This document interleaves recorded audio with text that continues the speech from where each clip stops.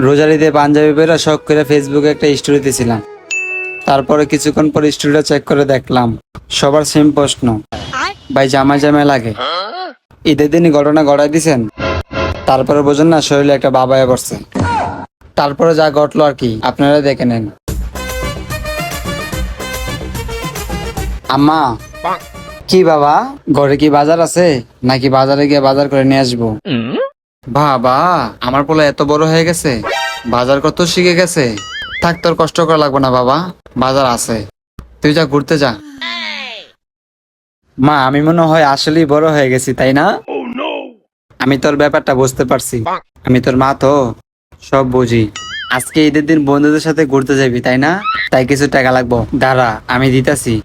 এখন আমি বুঝতে পারছি এই বিটি আমার মা না, এই বিটি যদি আমার মা হইতো তাহলে আমার বিয়ার ব্যাপারটা বুঝতো। কিরে হা করে টাকা দিছিস কে? টাকা লাগবো না, নে ধর।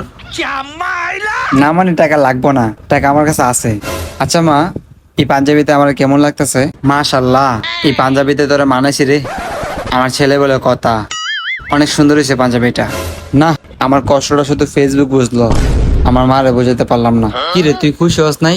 তোর মুখটারে এমন বানায় রাখছিস কে লেগা? কি হয়েছে তোর? না মানে কেমনে যে বলি, আচ্ছা বললেই দেই। আচ্ছা মা, আমার জামা জামা লাগতেছে না এই পাঞ্জাবিতে? কেমন কেমন লাগে আবার বলতো?